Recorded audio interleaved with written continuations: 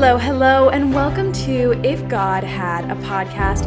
I'm Pavlina Asta, and today we are talking about self-imposed limiting beliefs. Yeah, I know, I said it, so get your cup of coffee and let's get right into this.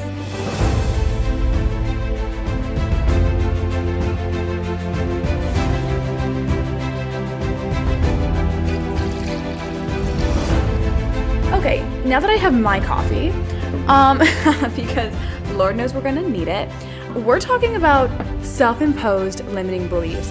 And you might be wondering, what is this? What are you talking about? What are you saying to me right now? It's kind of obvious, like self-imposed, like I'm doing it to myself, a limiting belief. I'm limiting myself from doing something based off my beliefs, right? Yes. So what is it exactly? Well, simply put, self-limiting beliefs are the assumptions or perceptions we have about ourselves or the way the world is. Okay?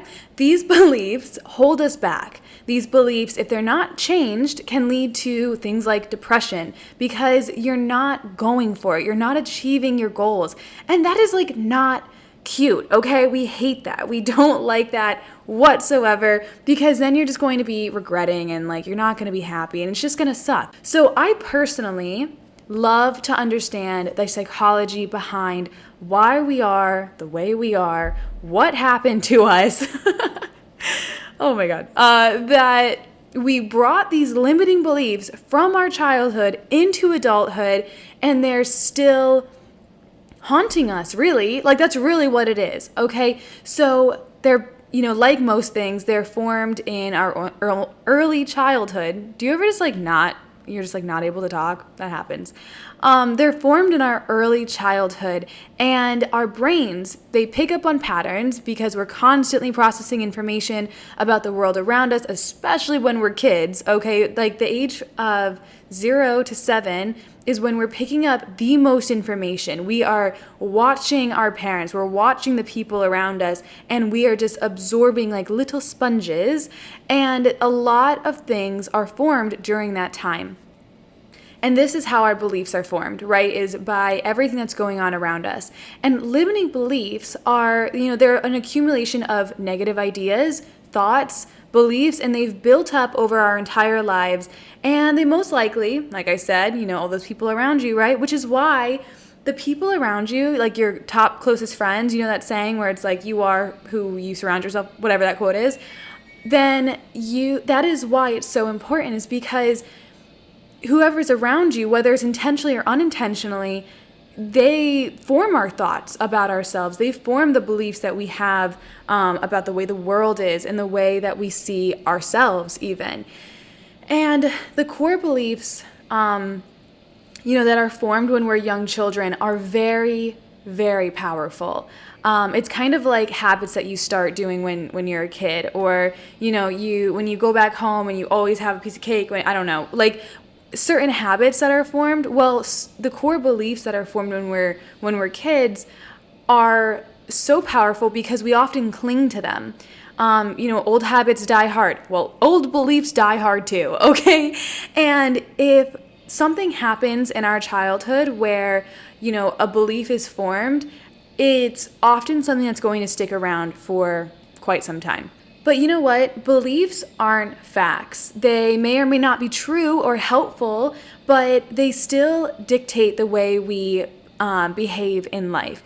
And if we believe that we're not good enough or that we won't put ourselves up, or forward for that promotion, and seeing someone else get promoted ahead of us will often reinforce the same belief. And it's like, well, you didn't even put yourself forward for it. So, but you're just trying to tell yourself that you're not wrong, because part of the reason is that we don't like to be wrong, right? Once you've formed a belief, we tend to look for evidence to support that belief and discount any kind of contradicting evidence. And this gives a stable foundation for us to understand the world where it otherwise may be like confusing, but it also means the beliefs are tough to get rid of. Okay, and this is why I'm like, we got to talk about this, guys. Like, there's so many people out there that just aren't going for what they want to go for because they don't think they're good enough, or it's too late to start, or, they're afraid of rejection, they're afraid of success, they're afraid of failure. We're going to get into all of this. So some examples of what self-imposed limiting beliefs look like. You might be like, oh, well, I don't really know. I think I'm good. I don't talk to myself. Like, no, honey, you probably do, okay? And you just don't know it because it's so ingrained and so reinforced and it's so just there in your mind, and you haven't worked it out or recognized it to where you can change those thought patterns, change that way of thinking, and ultimately change your mindset, because that's really what we're after and that's really what we're trying to go for. So some examples of this is I'm too old or I'm too young, right?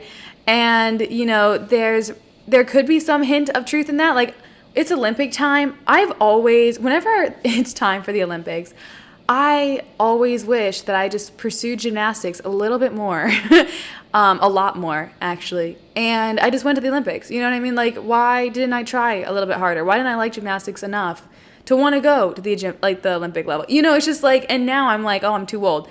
Well, yeah, I am probably too old for that. But if you're trying to start a business, that was a horrible example. If you are trying to start a business, or if you are trying to, change something in your life, then it's very likely that you are not too old or that you're not too young to start the thing that it is that you want to do. But we often use age as a barrier, to kind of limit ourselves, and that's not cute. So something like I'm too old or I'm too young is a self-limiting belief. One of my favorites, which, I do this all the time, is I don't have time. Yeah, that's a self-limiting belief, okay? The lack of money, the lack of time can be a real problem, but it can also be overcome. But if you're using it as an excuse for, inaction on a business idea, it could be because you're limiting a belief on you have a self-limiting belief on yourself. And then I think the most common ones, which we all struggle with in some way, is the fear of failure. Probably one of the biggest ones, right? Fear of failure. Everyone is afraid of failure because, you've had failures in the past and that hinders you, and now you don't want to go try again because you might fail again, right? There's the fear of success. It's like you've never even succeeded before and you don't know how you can do it. So you don't even start because you're like, I've never succeeded before. I don't know how I'm going to get there. It's just like, you just got to go for it, babe. You just really got to go for it. There's also, which when I was doing some research on this topic, because I know a lot about self-limiting beliefs from experience and research I did for my book, and, just talking to people, I sort of recognize it when they're speaking to me. But I also like to do some research on a topic, especially something that's interesting to me. And being unlovable was one of them. Yeah, I know. Isn't that sad? That really hurt my heart because it's like, well, if I do this, someone won't love me because of it. And it's just like, what could you, that is horrible. And I honestly, truly believe that whoever is in your life, they're going to want the best for you. They're going to want you to be happy and successful and healthy and wealthy and all of the things, baby. So if you're feeling like someone will love you because you want to do something, you got to work on that, okay? We are here to work on it together. You can message me on Instagram at Pavlina Asta. That's probably the best place to get to me. Or you can email me, pavlinaasta@gmail.com. I don't even care. Just go for it, okay? Because if you're feeling that way, feeling some sort of way, you got to let me know, and we'll work through it together, okay? There's also the fear of rejection, and I think we all know the fear of rejection all too well. Another thing is the 3 Ps. So in my book, 20 Things Every Motivated 20-something Should Know, you can get it on my website, pavlinaasta.com. Shameless plug. What's up? I talk about, let's see, okay, pulling it up. I talk about psychologist Martin Siegelman, who found that there are 3 Ps that can stunt our recovery, okay? So the first one is personalization, the belief that we are at fault. The second one is pervasiveness, the belief that an event will affect all areas of our lives. And the third one is permanent, the belief that the aftershock will last forever. These 3 P's will be the reason that you can't recover from your failures. You can't recover from the obstacles that you have to overcome. And by accepting these 3 P's, like I said, we are crippling ourselves from the failure. We're damaged not just from the setbacks or failure, we have also killed any future we play and replay the 3 P's in our heads over and over and over again. You say to yourself, it's my fault that my life is awful and it's going to continue to be awful. You have to recognize that the setback wasn't entirely your fault and it shouldn't have the power to impact your future. Okay, so like I said, that's from my book, 20 Things Every Motivated 20-something Should Know. So let's get into solutions. We love solutions. Okay, so like most things, these beliefs did not develop overnight, which means that they won't go away overnight. However, with consistency and formulation of new beliefs, we can do this. We got this. Okay, babe? We got this. So understanding why they're there, because every belief serves a purpose, whether it's to keep us safe or protect us from pain, guiding us into another negative outcome. But the problem with self-imposed limiting beliefs is that they're misguided. So because they exist, that's why they're powerful. And what we need to do is formulate new beliefs. To break the power of your old beliefs, you need to replace them with new ones that make sense and give you a stable foundation for navigating your world around you, essentially. So you need to be able to identify the negative belief, turn it around, formulate a new belief that will support you in achieving your goals. For me, I am a perfectionist, and if I don't do something perfectly, I don't want to do it at all. And if I can't, match the standards of everyone around me, I'm like, I'm a failure and I'll never be great and blah, blah, blah. Like that is literally my self-imposed limiting belief, and it has been a struggle to try to reformulate and replace that with a new idea. But basically what I tell myself is not everything has to be perfect. I am okay with small imperfections or, this not being exactly the way it needs to be, because I will eventually, with practice and with time, get it to where I need it to be. It's restructuring those beliefs. Retrain your brain. That is the other part of this. It's very similar to coming up with new beliefs. So retraining your brain, like I said, those patterns, okay? Beliefs are basically the patterns that your brain has identified. So by feeding it new patterns, we can start to rewire our brains. And that is what's so cool about the brain and psychology and understanding why you're thinking the way that you're thinking and understanding why you are the way that you are is because you can change it. You can also try affirmations, speaking or writing your new beliefs at specific times during the day. Like I personally meditate every morning before I go to the gym, and I do my breathing exercises, but I also do some affirmations. I never really liked affirmations very much because I always thought that I was lying to myself or something. I was just kind of but when you do it more and more and you really start to curate all of your self-love, it becomes easier, and it really does help after a while, and once it becomes more of a habit for you. You can also, I've heard of people carrying around a physical object, like a coin or a stone or something in their pocket to remind them of their new intention and to remind them that they need to think a different thought, or, it's kind of like a gratitude stone. Have you heard of those? So basically what people do is they have their gratitude stone in their pocket all day or in their handbag, and when they empty out their pockets at the end of the day, when they empty out their handbag, maybe at lunch or something, and you see the stone, you say 3 things you're grateful for. And I personally think that's a beautiful thing to do, and as a reminder for yourself. So you can do that with this as well, okay? And one of the biggest ones, this is for self-limiting beliefs. this is for self-love, this is for self-care, babe, okay, is stop comparing yourself to others.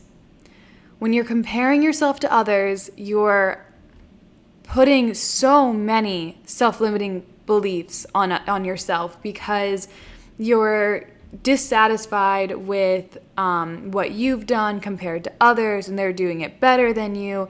And it's just ridiculous because in reality, that's all an illusion. You're on your own path, you are on your own journey, and I really do believe in divine timing. I think that everything happens for a reason at the right time when it's supposed, whether or not it feels that way in the moment is another story, okay? But at least in my life and in the lives of a lot of people I've talked to, you can look back and be like, oh my gosh, 5 years ago when that thing and that thing happened, it all worked out for a reason, or it all happened the way it was supposed to in a weird, semi-twisted, possibly twisted way, But not comparing yourself to others is so incredibly important. That is just the worst thing that you can do because it's not you, You are you and you're not everyone else around you, don't compare yourselves to them because like I said, we're all on our own, all on different paths, okay? The other thing is to give yourself a break, I think people that are so hard on themselves, for me, being a perfectionist, it's like you need to just give yourself a break, understand that what you're really trying to achieve and that you've got to believe in yourself and you have to believe that it's possible. So aim high, live, as much of a fulfilling and happy life as you can because we're only here once. Why are we all taking it so seriously? Like, my goodness, that's like something I'm always thinking about is we are so serious and so intense with each other. And it's just like, we just need to all chill out, okay? And then put it into practice. Take action, start implementing the things that, support your new belief. And, if you have a negative belief, I think the best thing to do is to put it into action. Start doing it, start going off, and don't just talk about it, go do it. Okay, that's one of my biggest pet peeves. Stop talking about the thing that you're going to do and just go do it, okay? Identify where the negative thoughts are coming from, childhood traumas, embarrassments, fears, whatever it may be, or retrain your brain, rewire your brain, start giving yourself new beliefs, maybe carry around a stone or a penny or something to remind yourself of these new beliefs. Don't doubt yourself, don't compare yourself to others because it's just not going to serve you in a positive, healthy way. Okay, awesome. Well, we have been talking about self-imposed limiting beliefs. Thank you guys so much for listening. I have had a blast talking about self-imposed limiting beliefs with you, and I really hope it helps in some way. I really hope that, you start to identify and recognize these limiting beliefs that you might put on yourself and you can change for the better. So if you want to learn more about me, you can head over to my website, pavlinaosta.com. You can get my book, 20 Things Every Motivated 20-Something Should Know.